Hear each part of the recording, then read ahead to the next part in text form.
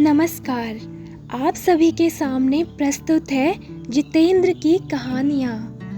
आज की कहानी का नाम है अंग प्रदर्शन।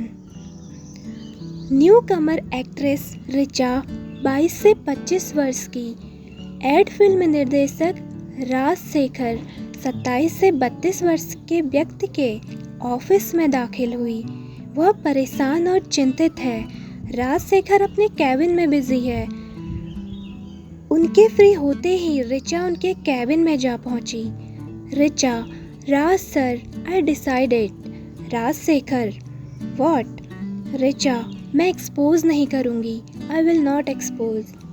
Rajshekhar, what do you mean? गुस्से में चेयर से खड़ा होकर, एक्सपोज नहीं करूंगी?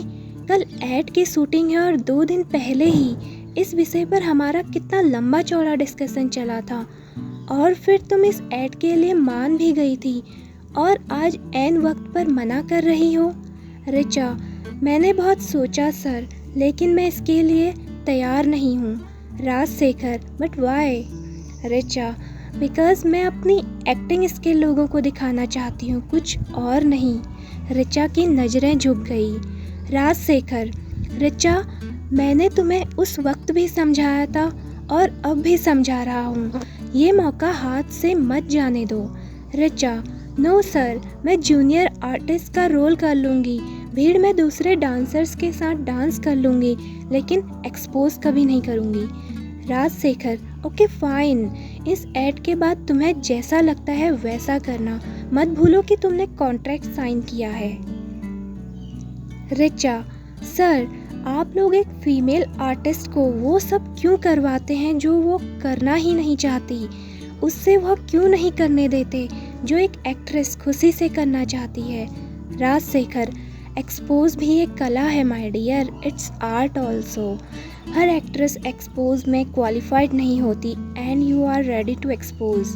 रिचा, इन्हीं चिकनी चुपड़ी बातों में आकर न जाने कितनी ही एक्ट्रेस अपना जीवन बर्बाद कर लेती हैं सर, मगर मैं आपकी मीठी मीठी बातों में नहीं आने वाली हूँ। राजशेखर, सोच लो रिचा, बिना एक्सपोज किए तुम बड़े पर्दे पर कभी नहीं पहुँचोगी। और आजकल तो हर बड़ी एक्ट्रेस एक्सपोज करती है, इसमें कुछ गलत नहीं है। रिचा, यदि आपके घर की बहन या बेटी को पहनकर बिकनी सूट करने को कहा जाता, आप तब भी यही कहते? Rajshekhar, don't be emotional Richa, it's the work and work is worship, you remember? Richa, गलत है सर, गलत है। एक्सपोज करने वाली newcomer actress, producer, actors सभी के लिए मन बहलाने वाली चीज़ से ज़्यादा कुछ नहीं बन पाती, जिसे ये लोग सिर्फ यूज़ करते हैं और फिर फेंक देते हैं। राजशेखर, हर सुनाई बातें सच नहीं होते रिचा। इंडस्ट्रीज़ में अगर कुछ लोग बुरे हैं तो वहीं बहुत से लोग अच्छे भी हैं जो हुनर की कद्र करना जानते हैं। रिचा, नहीं सर, मैं टीवी सीरियल में काम कर लूँगी, मगर इस तरह के अंडरगारमेंट्स वाले गंदे और अश्लील ऐड नहीं करूँगी। राजशेखर, टीवी सीरियल्स भी आजकल एक्सपोज में पीछे नहीं है Richa. Kissing scene, bedroom scene के बिना कोई टीवी सीरियल आ रहा है तो बताओ। अरे छोटे पर्दे वाले तो पीरियड ड्रामा में भी रोमांस और सेक्स सीन फिल्माने से बाज नहीं आ रहे हैं। रिचा, निराश होकर, एक्सपोज आप जैसे लोगों की ही देन है सर, आपने इसे इतना ज़रूरी बताकर प्रेजेंट किया है, अब हर जगह अंग प्रदर्शनी लगी हुई है। राजशेखर, जो आर्टिस्ट एक्सपोज नहीं करती वह खूबसूरत एक्ट्रेस कभी नहीं कही जाती रिचा, और जो खूबसूरत एक्ट्रेस नहीं उसके इंडस्ट्री में कोई जगह नहीं है। यू कैन गो, तुम जा सकती हो। मायूस रिचा लौट गई। राजशेखर अपने काम में व्यस्त हो गया। अगली सुबह ब्रेकिंग न्यूज़ में लोगों का ध्यान भंग किया। स्ट्रगलर एक्ट्रेस रिचा गुप्ता ने एक्सपोज करने से किया इनकार। रिचा को एड फिल्म से निकाला गया। किसी ने राजशेखर और रिचा के बीच एक्सपोज पर डिस्कशन की वीडियो क्लिप बनाकर वायरल कर दी थी। टीवी समाचारों में आज रिचा और राजशेखर ही मुख्य हेडलाइंस थे। रिचा की जमकर तारीफ होने लगी। राजशेखर को महिला उत्पीड़न विभाग से समन आने लगे। राज के फ्लैट का दृश्य। रिचा, राज, तुमने ये कर दिया।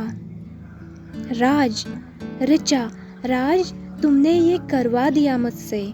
राजशेखर के गले लगी ऋचा बोली।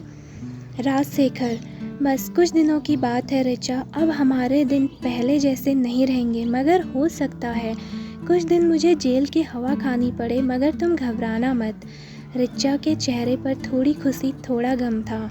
राजशेखर के ढांढस बढ़ाने पर वो पूरी तरह इस विजय पर खुश हो ही गई। देखते ही देखते फिल्मों के ऑफर राजशेखर और ऋचा दोनों के पास आने लगे थे। इस कंट्रोवर्सी ने दोनों को आखिरकार सेलिब्रिटी बना ही दिया था। दोनों प्रसन्नता में एक दूसरे से गले मिल रहे थे। कहानी सुनने के लिए आप सभी का बहुत बहुत शुक्रिया।